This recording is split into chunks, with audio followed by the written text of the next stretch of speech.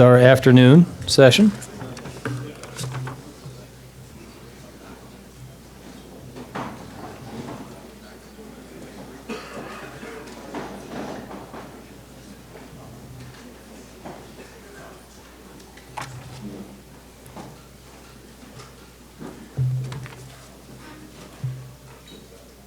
So we get to start our afternoon keynote with a great friend to GIC and a great friend to this event, Paul McCulley.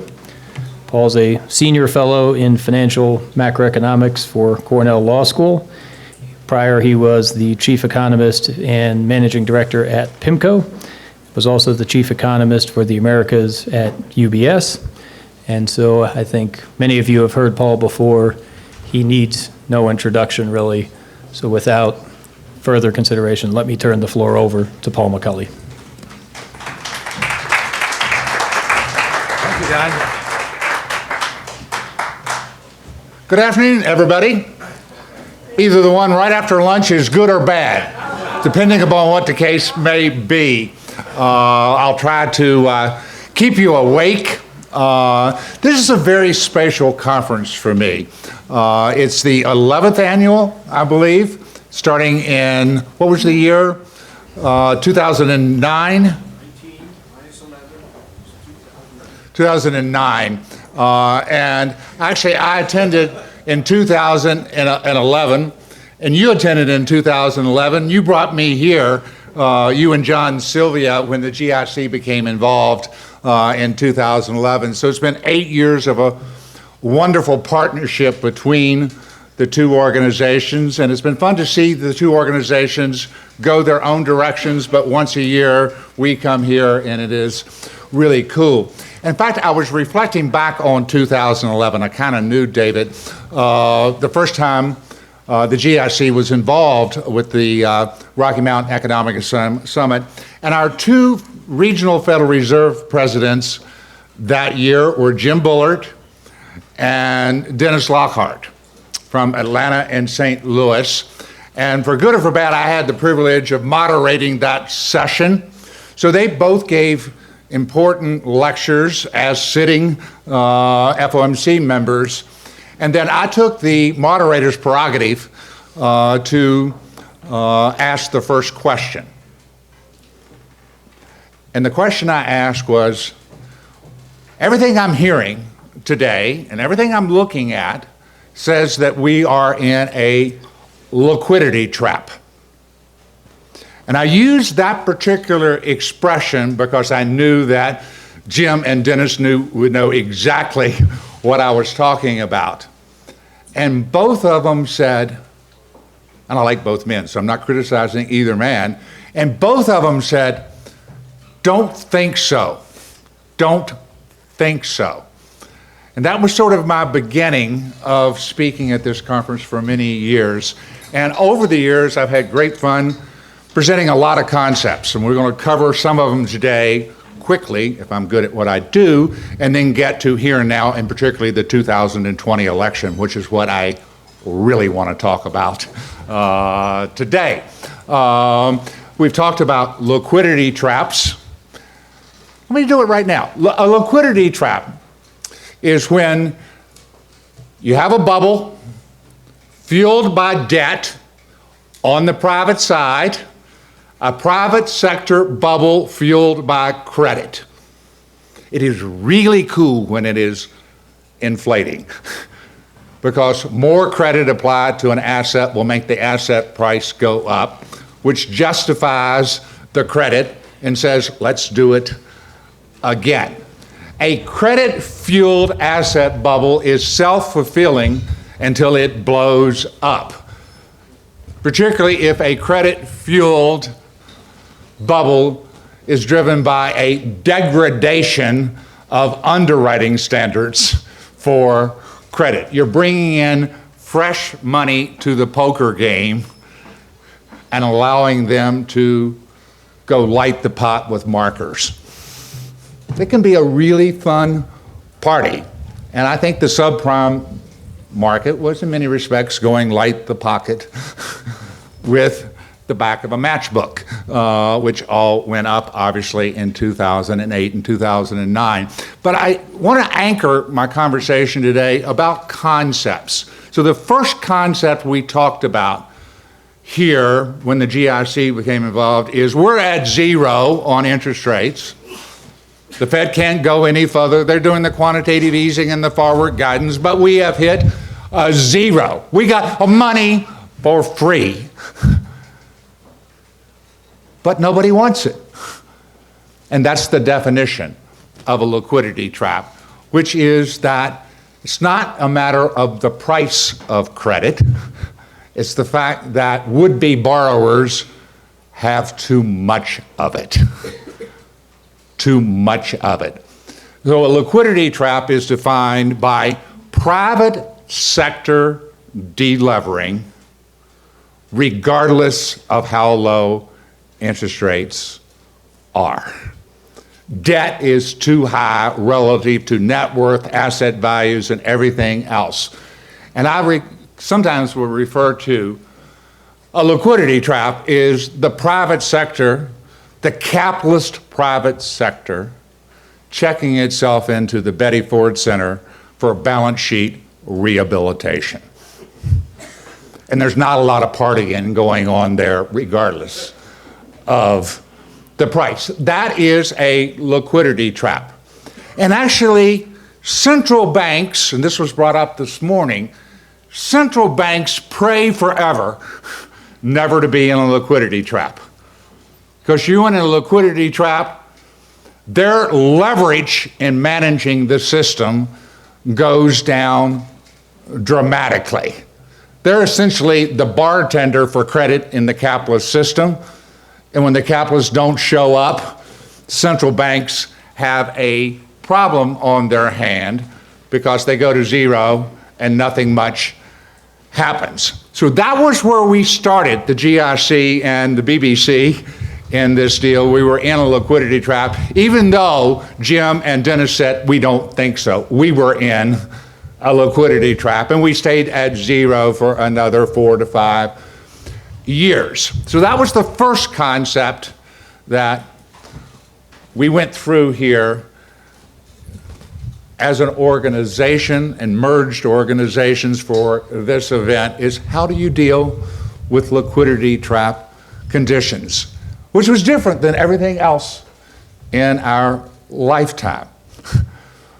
We were used to the notion, you take down interest rates, housing and cars go up. You take interest rates up, cars and housing go down. Essentially, it was a very simple interest rate sensitive sector business cycle, and we all had that down. The world changed.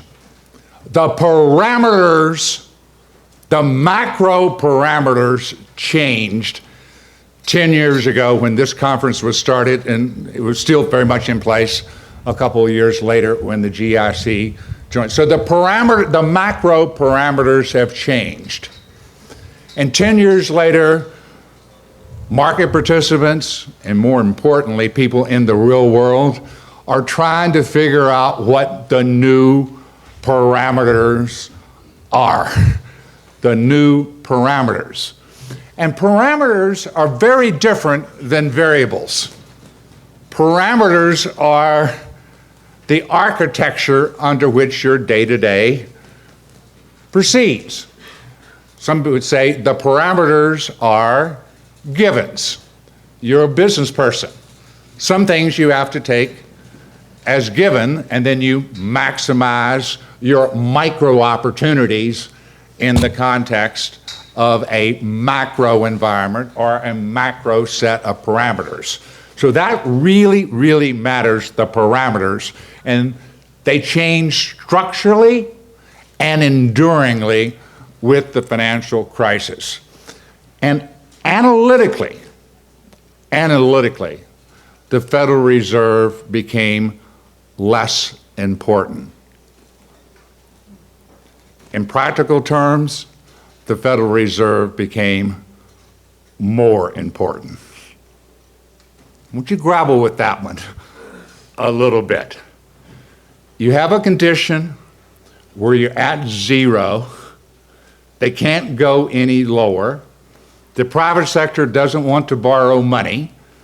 You would think in terms of the importance of that institution going down and the macro duty shifting to other players, notably fiscal policy. Because the private sector is de-levering, logic would suggest you would want to have the government sector or the public sector to lever up. Not terribly difficult to work through the logic. Private sector down, public sector up. The private sector has too much debt, it's reducing debt. The public sector should go the other direction.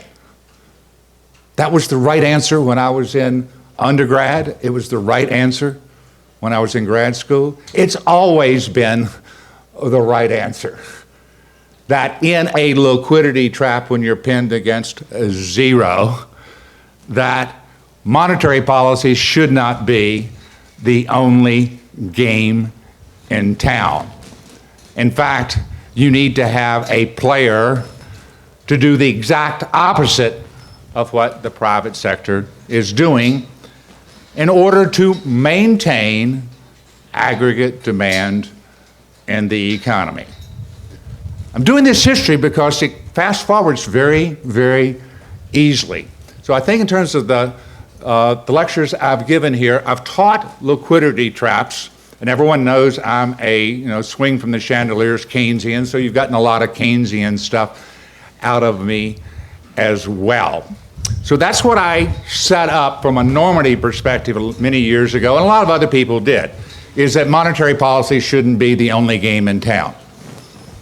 But it was the only game in town because the fiscal tool was hijacked by the Tea Party. The Tea Party was really coming on strong 8 years ago, and in a liquidity trap, demanded that we have fiscal austerity. The dumbest macro idea I've ever witnessed in my 62 years was the Tea Party in 2011. But it doesn't mean they didn't get what they wanted, which essentially shifted all the burden on trying to get out of the liquidity trap to the Federal Reserve. That's one part of the story. The next part of the story is, suppose you try to get out of a liquidity trap using the wrong tool, using monetary policy, not fiscal policy. Can you do it? Can you do it? You shouldn't try to do it. That was question number one. You shouldn't try to do it. But if you are forced to try to do it anyway, can monetary policy get us out of a liquidity trap? And my answer was yes. I called it endogenous delevering through asset reflation. In a technical sort of sense, is print money until asset prices go up a lot. And that will internally delever the system. Because remember, a debt problem is always relative to an asset. You can reduce the debt, or you can drive up the asset price. So you can get out of a liquidity trap using monetary policy by driving up asset prices. Wall Street absolutely, unambiguously loves it. Rich people unambiguously love it. You can get out of a liquidity trap. And in fact, when I became friends with Marlowe, I remember the year I taught the Gordon formula about how you do it. And Marlowe has been my friend ever since. We became friends over the Gordon formula, which actually Bill Dunk referred to this morning at the denominator and the numerator for asset valuations. So that was number two in my series of discussions here. One, what a liquidity trap is, notwithstanding denial from Fed officials. Number two, how you can get out of one using monetary policy, which we did. And my theme in the last several years is what's the consequence of doing that? What is the consequence of using the wrong tool to get out of a liquidity trap? And the answer is really straightforward. It's a pathological move to greater income and wealth inequality. And I say pathological because it has implications both for economics and how we run ourselves as a democracy. When you have the Great Recession, which I like to call the Great Liquidity Trap, and you get out of it with monetary policy by making the rich richer, you will have pathological consequences on the civility and the cohesion of our society, which has led some, quite rightfully, to say that my analytical activities have moved more and more towards politics and away from Wall Street. That's very true. Part of it's I'm retired from Wall Street, but more fundamentally, we have a huge amount of politics involved in our mixed economy. We have a lot of politics that you need to understand. You cannot take the macro environment, the political environment necessarily as simply a given. You as an entrepreneur will say, I can run my business and I'll just assume these externals, political stuff, macro stuff, global stuff. I don't like that politics stuff, so don't talk to me about that politics stuff. I'll take it as a given and then I'll run my business. You can do that, but society can't do that. And one of the key reasons society can't do that is because we operate on the principle of one person, one vote. There will be a political backlash in a democracy, and there should be a political backlash in our country, in a democracy. If your solution to all macro problems is to make the rich richer, and that's essentially what we've had for the last 10 years. First, it was with monetary policy, and I've talked a lot about that, but became very explicit with the new administration with tax cuts for the rich. This issue is not going to go away. It's becoming even bigger. Your macroeconomic policies have to pass a smell test of social justice. A smell test of social justice, and we've flunked. Our economy is doing, quote unquote, a great right now. And actually, if you use conventional metrics, that's true. But it doesn't pass the smell test of social justice in a democracy. And I've argued and still believe that that's the primary reason Mr. Trump became president. That's the primary reason Trump became president. And I'm not going to be in a Trump bashing mode at all today.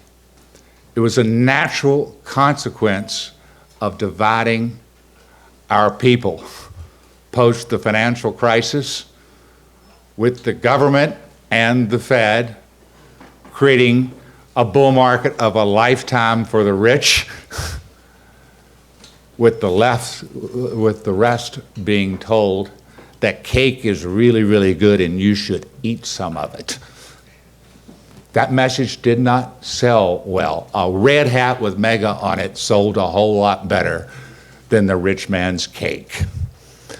That was what happened in 2016, and the economy has done really well. Has done really well on average. And here I'm going to say some nice things about Mr. Trump. You ready, Shane? Some nice things about me. The most important thing that Mr. Trump did when he came in is said, I don't care about how things were done before. That givens are no longer givens. And he was willing, some would say from ignorance, others would say from brilliance. I'll let you decide which you want to be on that. That I don't have to adhere to conventional wisdom. Now, the first thing he does is says, conventional wisdom says that deficits are important. Fiscal deficits, I'm not buying that. He's actually right on that front. So I'm not going to worship at the shrine of budget neutrality for any of my proposals. So the number one thing he did from day one is to say this concept of deficit neutrality, that anything that I want to do I've got to pay for, is rubbish. He was actually an MMTer without even knowing it back at that stage of the game. So number one is he unleashed us from the shackles of unnecessary fiscal austerity, which is fully consistent with liquidity trap economics anyway. Number one, he did that. Now, he did it by giving the lion's share of the fiscal stimulus, the tax cuts, to people who were doing really well.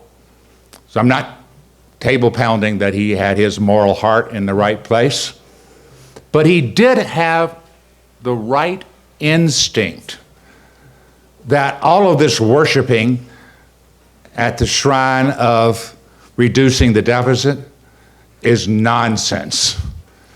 So that's the first thing that he did, is what used to be a parameter called you cannot spend money that you don't have, got tossed aside. We will spend money based upon who put me in office. So actually it's very interesting in that regard. That's how he handled things on the fiscal side. And the Democrats come blowing back at him. We got the tax cuts through. The second thing that he did is said, I'm going to use the trade tool. I'm going to use the trade tool. Conventional wisdom up until Mr. Trump is we don't do that. We change parameters.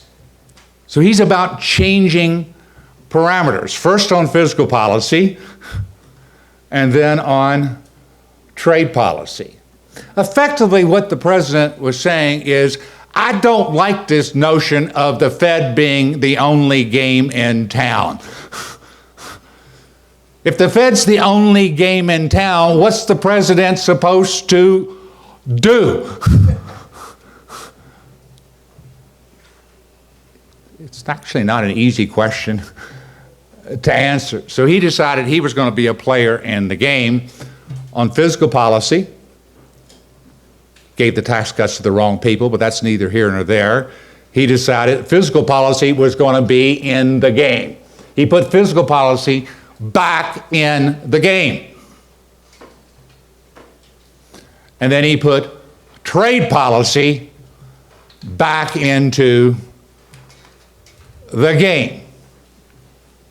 And then finally, he also put immigration policy, but I'll leave that to the side, just dealing with economic policy. Fiscal policy back in the game, trade policy back in the game, And then he came up with this idea. Exactly why is that central bank allowed to run the world?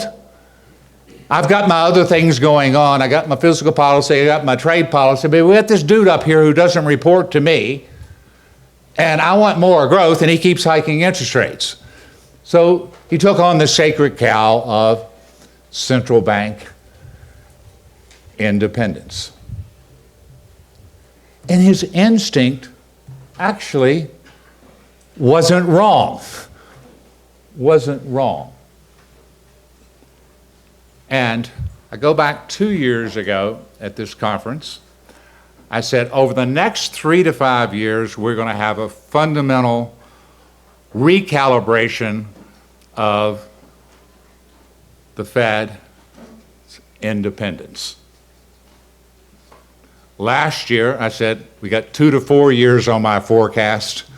I think it's still the dominant thing you need to understand is that where the Fed fits in the macro firmament is going to structurally change.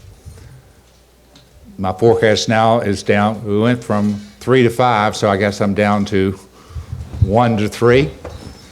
And I'm actually feeling pretty good about 1 to 3, that we will get a redefinition of where the Fed fits in the overall framework. So here I'm actually hat-tipping Mr. Trump for breaking parameters. Of the 3 that I just mentioned, the fiscal one, I applaud. I think he used the tool wrongly, but he put the tool back on the table. For that, he gets credit. He has put back on the table the whole issue of exactly why is that central bank the only game in town, and has actually taken on the whole issue of central bank independence. I applaud him for his intuitive instincts on that. On the trade side of things, my applause is one hand clapping. But 2 out of 3 ain't bad, and this is me complimenting a guy I really fundamentally don't like. But we're about making money and also living in a society that we want to live in. And those 2 things that he did break, the worshiping about a lower deficit and never saying anything about the Fed. Essentially, the president was told, just take the Fed as a given. No, I'm not taking the Fed as a given. He doesn't take anything as given. So that's where we are right now. We're at the back end of a decade of going into a liquidity trap,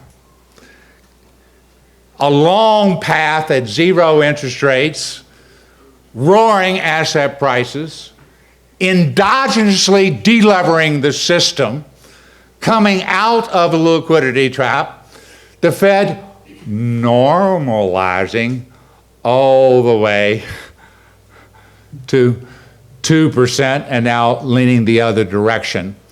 If I had to sum up in some respects where we've been over the last 10 years, is a lot of that which we took as givens, parameters, if you will. Parameters have become variables. Parameters have become variables.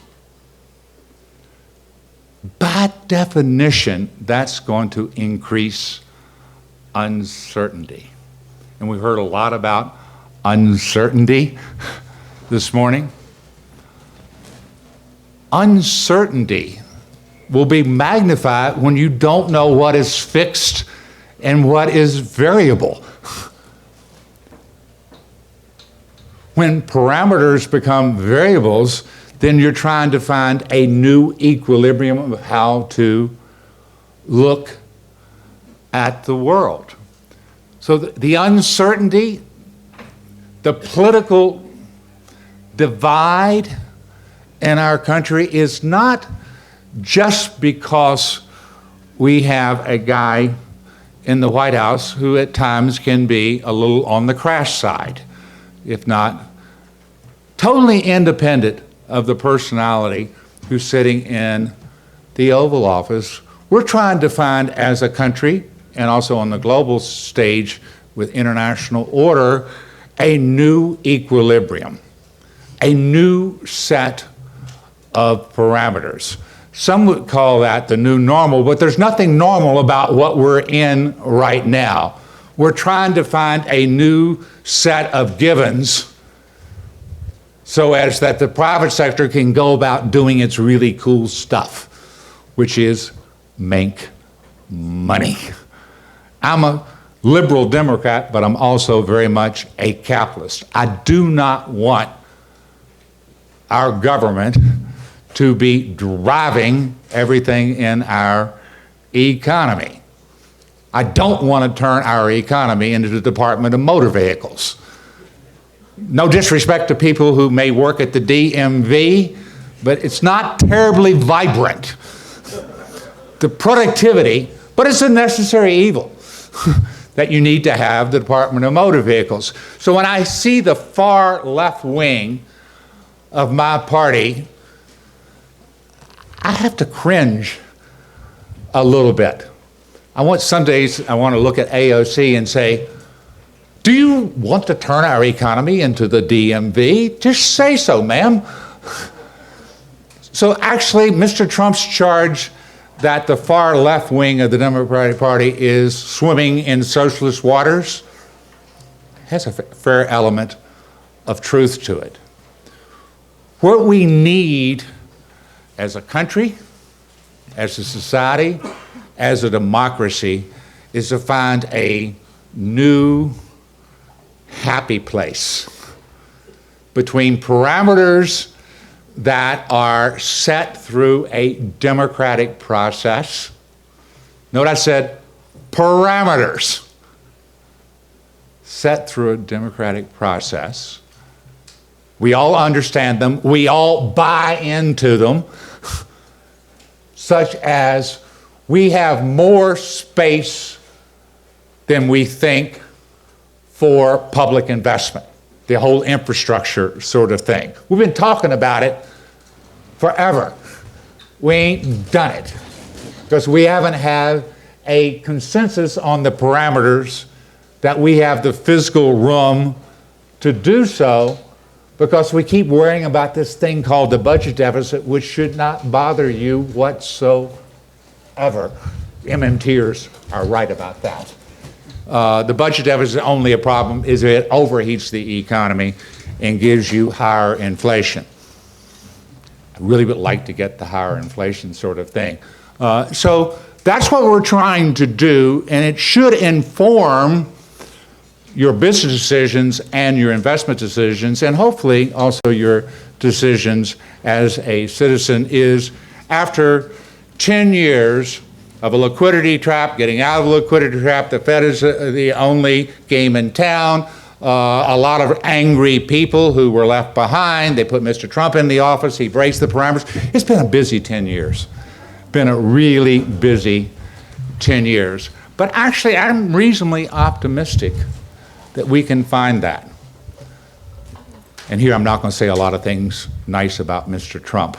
But actually, I do want to give you an optimistic scenario where we're moving forward. And it starts with the Federal Reserve.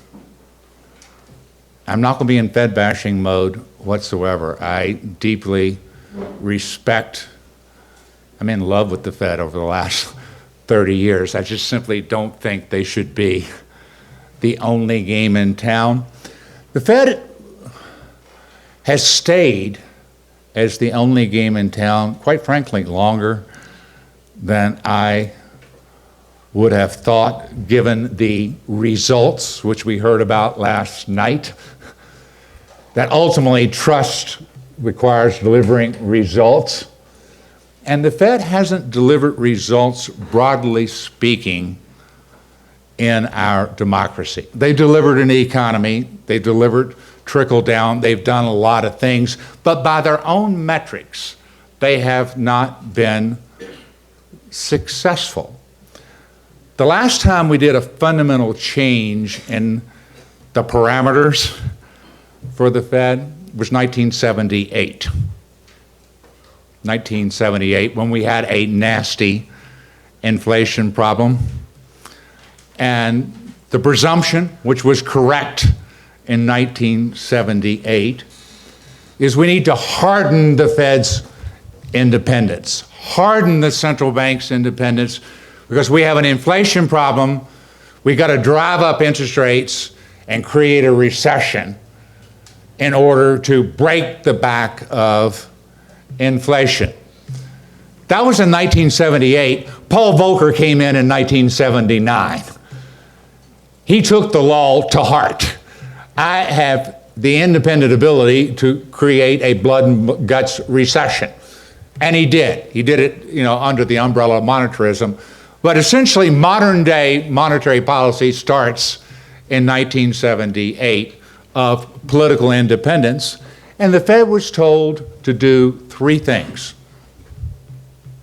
foster full employment, price stability, and moderate long-term interest rates. People frequently forget about the third one on the notion that if you take care of the first two, the third will take care of itself. So the dual mandate, full employment, price stability. That's what's written into law. That's it. Who can disagree with those platitudes? Full employment, price stability, which is loosely translated to low and stable inflation. But it's platitudes. It's not an operational architecture. Can you imagine Congress waking up one morning and saying, okay, I guess we need to have some revenue. We have to pay for some of these things that we do. We need to have some revenue. We're going to pass a law that delegates to the IRS the responsibility to run a fiscal policy, run a tax system that is, one, fair, and two, raises adequate revenue. This is the mandate that we're going to give the Treasury. Have a fair tax system, raise adequate revenue. Don't bother us, report to us once a year on how you're doing, but we're going to delegate that to you. I can't imagine that world of Congress saying to the IRS, let's have a fair tax system. But that's the equivalent of what Congress says to the Fed. Let's have full employment. Well, how the hell you define full employment? Can you give me a number? On April 15th, I don't send in a fair amount of my income. Do you? You send in exactly what your accountant says you're supposed to, right? And pray a lot that they don't get too deep under the hood on the whole thing.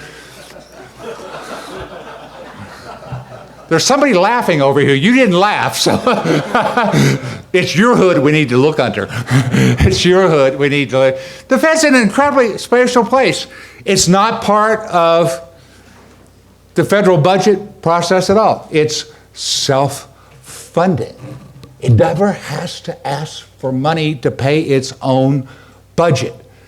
It gets to translate what full employment means into a natural rate of unemployment, which used to be 7, 6, 5, 4. The next one number will be 3. Exactly. On inflation, there's no reason that 2 is better than 3, except the fact that 2's the number they have and they can't hit 2. They can assume a Phillips curve trade-off between unemployment and inflation. The fact that that trade-off dies, they still assume the trade-off. I love the Fed, but quite frankly, they need a performance review. And part of the performance review is a rewriting of the job description. And their boss, known as Congress, actually getting into the weeds of writing the job description.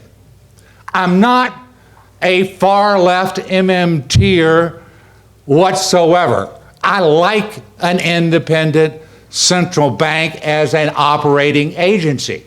I simply believe that their job description should have some numbers in it. That's simple. A lot of you run companies, you have sales forces. Don't you give them quotas? Or do they pick them themselves? I think you probably, as the boss, give a sense of quotas consistent with the strategic plan of the company. You probably don't call them quotas because that's a bad word. Somebody can inform me what you call them now. They're incentive benchmarks. Does that work? Targets. Incentive benchmarks. Any other words you use? But you don't let the employees pick them themselves. But once they pick them and you've got joint agreement, then you say, go do your thing. I'm not going to micromanage you. I look at central bank independence as no micromanaging. But macro goal setting is part of a mosaic that foots back to the will of the people. And I think that's where we're going in the years ahead. And the Fed's got some serious splaining to do, to borrow from what Ricky told Lucy. Got some splaining to do here. 10 years and you still haven't hit your 2% target for inflation from below. 10 years ago, you told me neutral was 4. You've ratcheted it down every year for 10 years. Now you're at 2.5. You say is neutral, and you're getting ready to cut from that level. How the hell can that be neutral if you're going to be cutting from that level? So the Fed is on trial now appropriately. And it doesn't mean Fed bashing. It means redefining their job description and getting democratic buy-in to it. I'll give you my conclusion on where I think it's going to come out. Is I don't think the Fed's going to get by with picking its own natural rate of unemployment, its own inflation target, and its own neutral anymore. And effectively saying, here they are, these are givens. I think the Fed's going to have to be not just transparent in the numbers that it picks, but actually cooperate with the democratic process and picking those numbers. And I think it's really straightforward where it's going to come out, which is the Fed's mandate is going to be look at everything that you're looking at now, but put an important new variable into your calculus, which is income and wealth distribution. Central bankers absolutely hate being told they should ever think about that because that's a political decision. Well, hello, you were created by Congress. You're not the fourth branch of government. We went through that last year with dollar bill civics. The Fed is not the fourth branch of government. It is an agency created by Congress, and Congress needs the agency. But I think when we're going forward, we're going to get numbers that are clearly pro-inflation from the standpoint of where the natural rate of unemployment is, where the inflation target should be, and where neutral is going to be. And so I think, effectively, the Fed's mandate's going to be changed to pushing the Fed back under the umbrella of macro, and that's going to be good for our country. It's going to be good for the middle class. Whether or not it's good for Mr. Trump, I really don't care, because my conclusion is that we have a great country, but the parameters need to bend into, lean into Martin Luther King's arc of history. They need to lean into social justice, not pull it the opposite direction. I said last year here, you had a great run. You become rich based on monetary policy being the only game in town.